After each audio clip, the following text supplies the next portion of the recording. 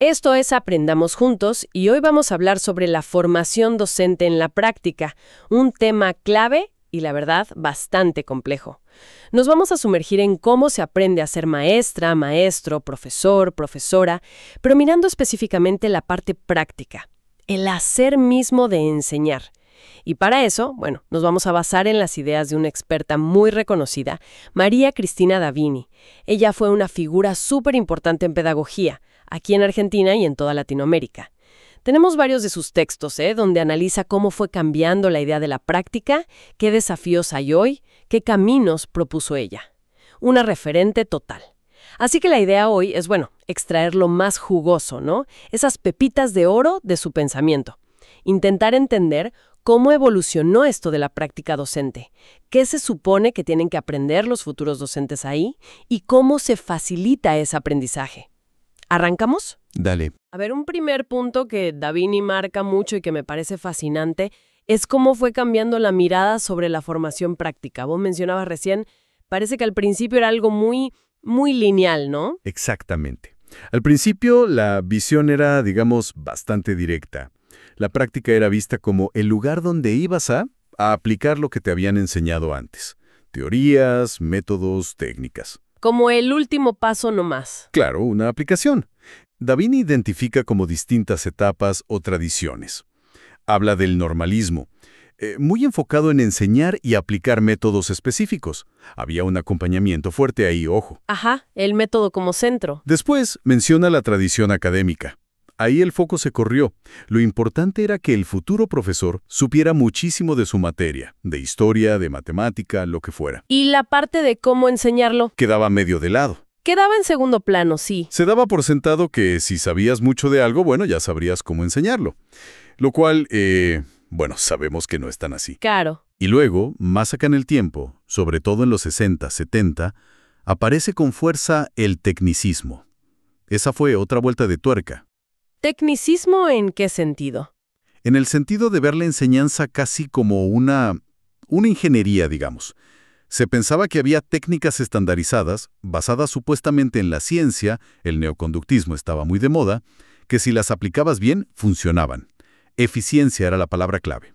Suena bastante estructurado, casi como una receta universal. Totalmente. Y todas estas miradas, aunque distintas, compartían algo de fondo. Davini lo llama la racionalidad técnica. La racionalidad técnica. ¿Qué sería eso?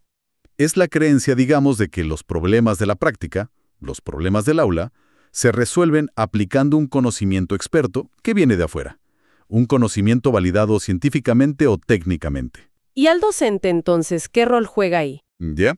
El docente es más bien un ejecutor. Aplica ese saber externo, ya sea un método, una teoría disciplinar o una técnica. De forma bastante neutra, se suponía. Entiendo. Una visión bastante mecanicista, quizás. Imagino que esto no se quedó así, que hubo críticas. Muchísimas. A partir de fines de los 70 y con todo en los 80, empieza una crítica muy fuerte a esta visión aplicacionista. ¿Por qué? ¿Qué pasó? Fueron varias cosas, ¿no? Por un lado, la didáctica tecnicista empezó a mostrar sus límites. La realidad del aula era mucho más compleja que las técnicas.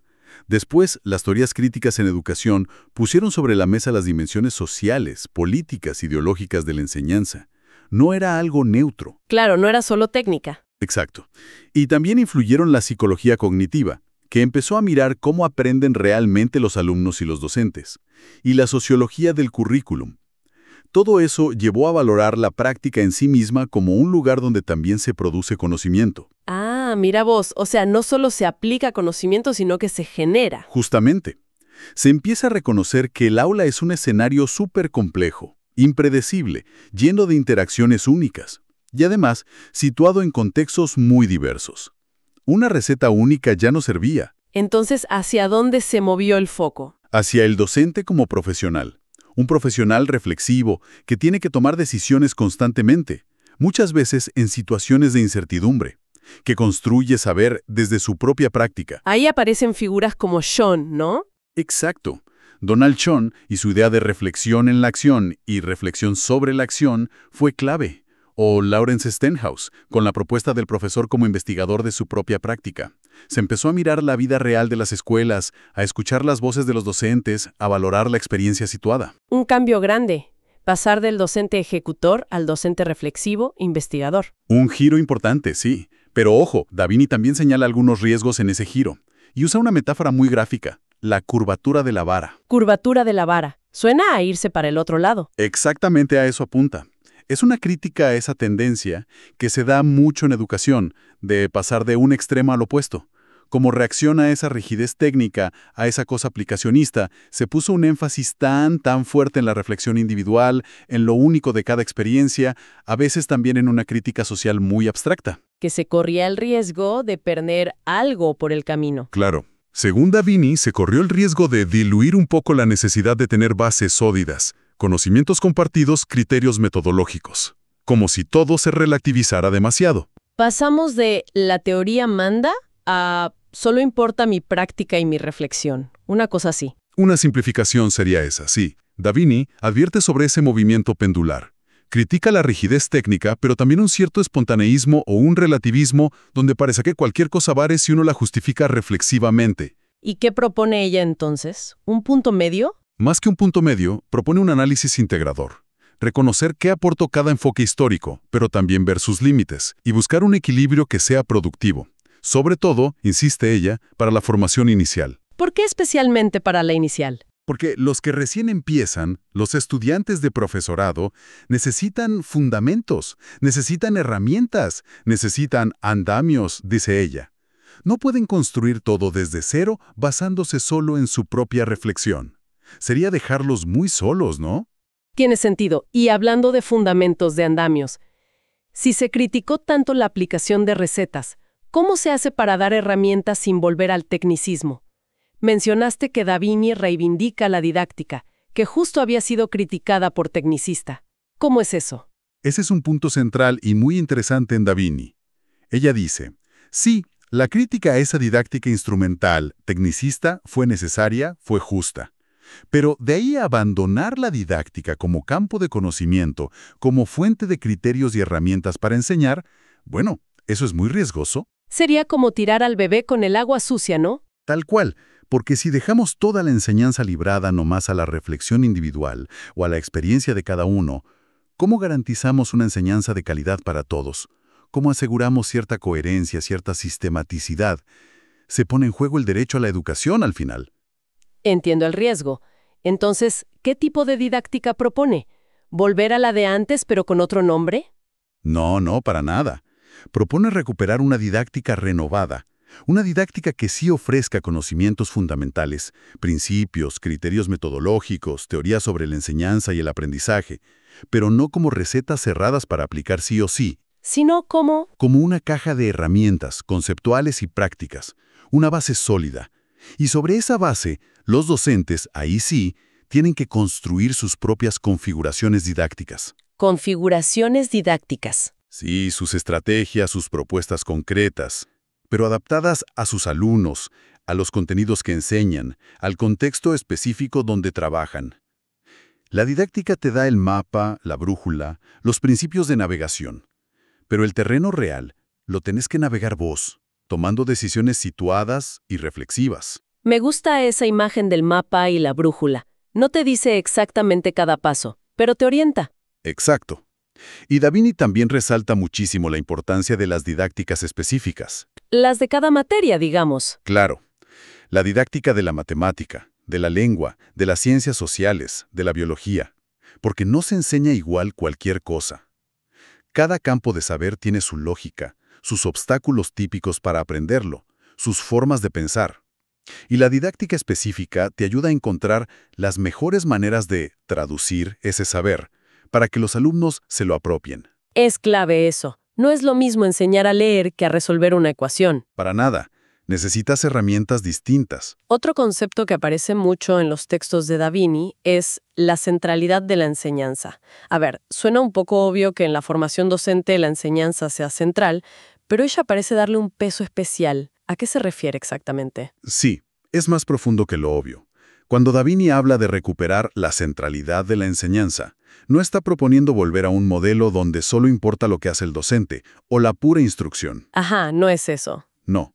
Lo que quiere decir es que hay que entender la enseñanza como una acción intencional y sistemática que es fundamental. Es la acción que busca deliberadamente que alguien aprenda algo valioso, algo que probablemente no aprendería solo, o no de esa manera. Ok, una acción intencional para el aprendizaje. Exacto.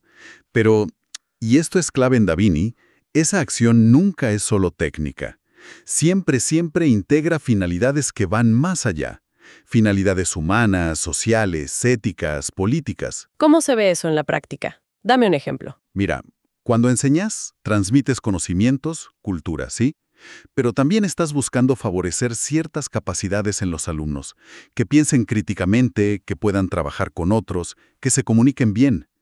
Y también orientas sobre ciertas prácticas sociales, sobre valores. Claro, no es neutro lo que enseñas ni cómo lo enseñas. Para nada. Es un acto de transmisión cultural, pero siempre está cargado de intenciones, qué tipo de ciudadano queremos formar, para qué sociedad, y de opciones de valor, qué consideramos importante enseñar y aprender. El docente, dice Davini, actúa como un mediador pedagógico. ¿Mediador entre qué cosas? Entre esas intenciones educativas más amplias, los contenidos culturales que tiene que enseñar y las características, las necesidades, los saberes previos de sus alumnos concretos. Es un rol súper complejo. Poner la enseñanza en el centro significa reconocer toda esa complejidad y darle el lugar que merece en la formación. Es el eje que debería articular todo lo demás. Lo que sabes de tu materia, lo que entendés de los chicos, del contexto, tu propia reflexión. Entendido. Es una visión muy rica de la enseñanza. Ahora, cambiemos un poco de tema pero relacionado. Hay una idea que a veces se escucha y que Davini discute bastante. Eso de que la formación inicial, la que se da en los institutos, en los profesorados, tiene bajo impacto. Como que después, en la escuela, todo eso se olvida o se reemplaza por lo que aprendes ahí, en el trabajo, o por tu propia historia como alumno. Sí, Davini es muy crítica con esa idea. Le parece un poco determinista o a veces una excusa para no mirar bien cómo fue esa formación inicial que supuestamente no impactó. ¿Qué dice ella al respecto? Su argumento es fuerte. Dice, antes de decir que la formación inicial tiene bajo impacto, preguntémonos, ¿esa formación fue realmente significativa? ¿Estuvo bien pensada? ¿Logró de verdad conectar la teoría con la práctica? ¿Ofreció buenos modelos? ¿Hubo buenos tutores acompañando a las prácticas? ¿Se trabajó con los estudiantes para que revisaran sus propias creencias sobre la enseñanza? ¿Esas ideas que todos traemos de nuestros años como alumnos? O sea, su punto es que quizás el bajo impacto no es inevitable, sino el resultado de una formación inicial que no fue lo suficientemente potente. Exactamente. Ella defiende que una formación inicial bien diseñada, bien implementada, es una oportunidad única, irreemplazable. Es el único momento donde tendrás un aprendizaje guiado, sistemático, continuo, con tiempo para la reflexión, y que además se puede dar en contextos reales, las escuelas, pero de forma protegida, acompañada. Claro, no estás solo frente al aula desde el día 1. Exacto. Es el momento de poner los cimientos, dice ella, bases sólidas para la futura práctica profesional. No podemos dejar esa construcción tan fundamental, librada al azar, al ensayo y error solitario del primer trabajo. Es una responsabilidad de las instituciones y de las políticas asegurar que esa formación inicial sea potente de verdad. Queda clara la defensa de la formación inicial. Y si es tan clave, y la práctica es como el corazón de esa formación, vayamos a lo concreto. ¿Qué es lo que deberían aprender los estudiantes en ese campo de la práctica? ¿Se trata solo de ir a la escuela a aplicar lo que vieron en otras materias teóricas? No, para nada. Davini insiste mucho en esto. El campo de la práctica no es solo aplicación. Tiene contenidos propios que hay que enseñar y aprender ahí. Y esos contenidos se expresan mejor no como temas teóricos, sino como capacidades para la acción docente. Capacidades para enseñar reflexivamente. Capacidades. ¿Cómo qué tipo de capacidades? Ella toma ideas de otros autores como Perrenot y las adapta. Enumera varias. Por ejemplo, la capacidad de organizar situaciones de aprendizaje que sean apropiadas. O sea, poder planificar secuencias didácticas que tengan sentido, que estén bien fundamentadas, pero que también conecten con los alumnos reales, con sus ideas, con sus intereses. Planificar bien, digamos. Planificar bien, pero de forma situada y flexible. Otra capacidad clave es gestionar la clase y los aprendizajes. Esto es un mundo. Manejar los tiempos, los espacios, trabajar con grupos que siempre son diversos, saber cómo intervenir cuando surjan problemas, cómo usar la evaluación para que los chicos aprendan más y mejor, cómo ayudar a los que tienen más dificultades. Uf, sí, eso es central. Importantísimo. También menciona la capacidad de programar la enseñanza más a largo plazo, no solo la clase de mañana. Y una que es fundamental, desarrollar la capacidad de reflexionar sobre la propia práctica. Poder mirar lo que uno hace, describirlo, analizarlo, ver qué funciona, qué no, por qué, buscar alternativas, autoevaluarse para mejorar. ¿Y estas capacidades son puramente técnicas o involucran otras cosas? No, para nada son solo técnicas.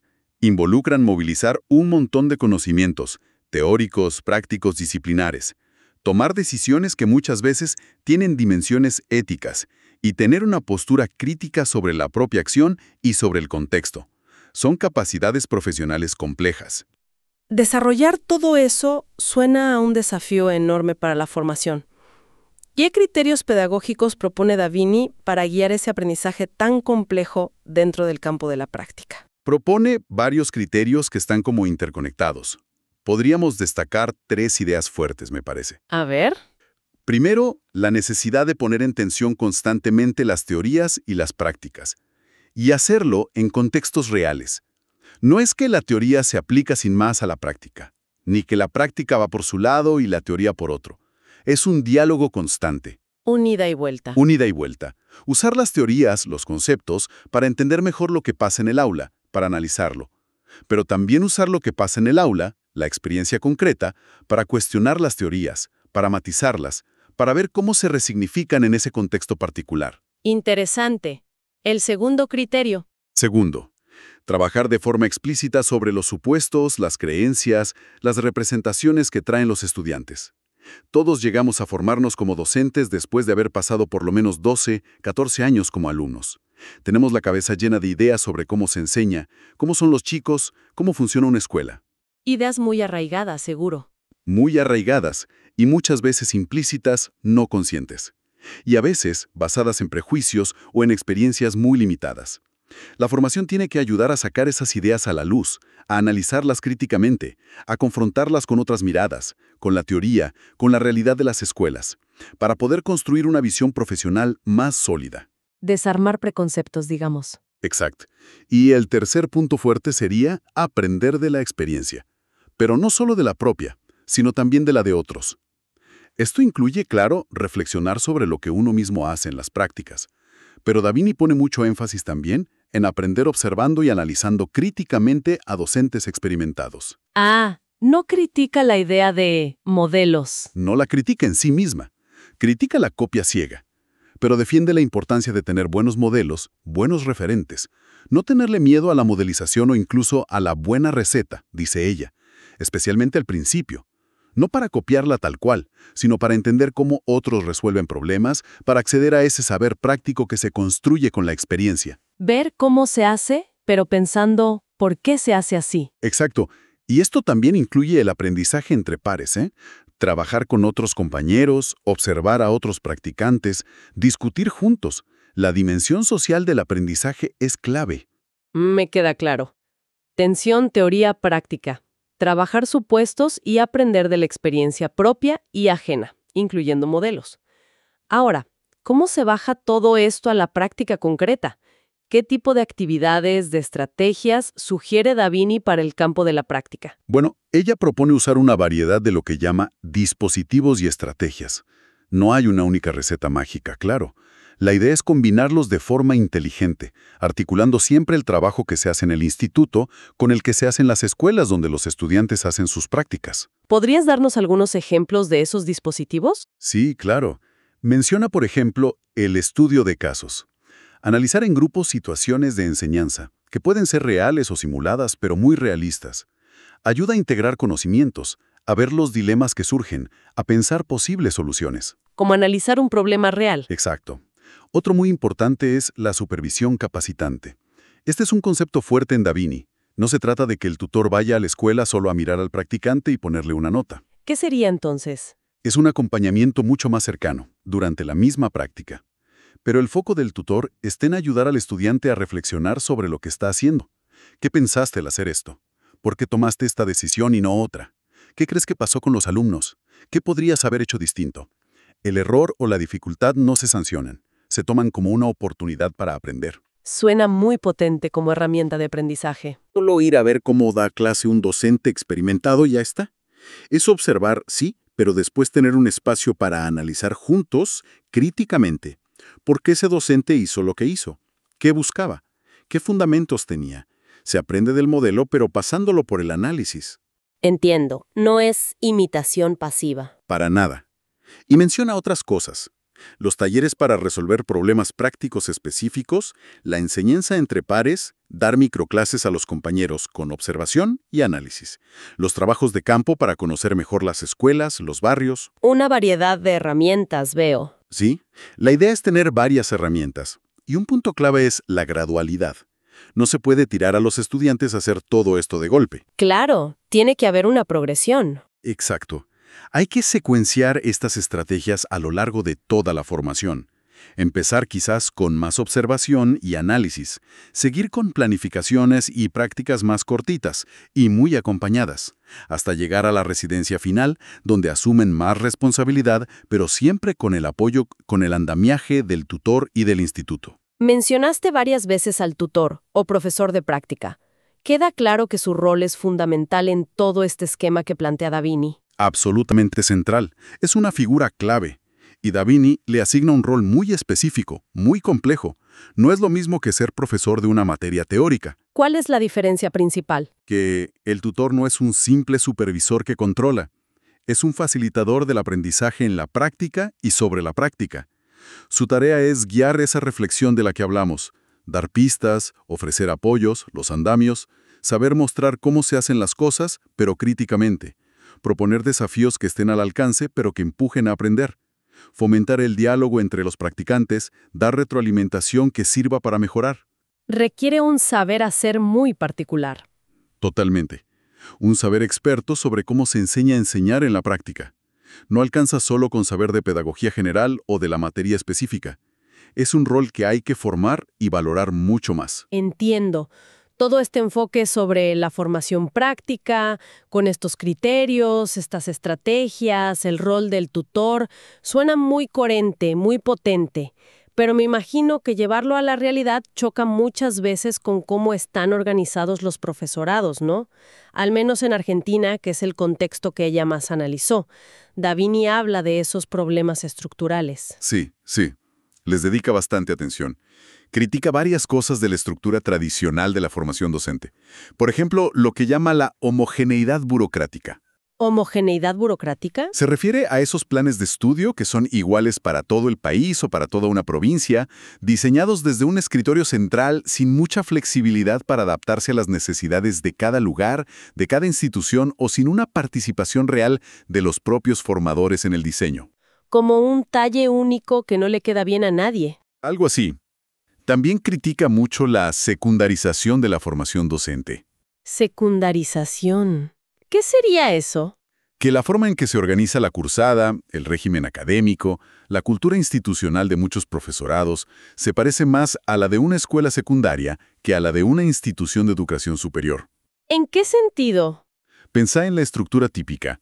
Un montón de materias cortitas, cuatrimestrales, cursadas por horas cátedras, separadas, muchas veces desconectadas entre sí, con poca vida institucional, pocos espacios para un trabajo académico más profundo, para la investigación, para proyectos integrados. Eso dificulta formar un profesional autónomo, reflexivo, crítico. Entiendo, una lógica más escolar que universitaria o terciaria. Exacto.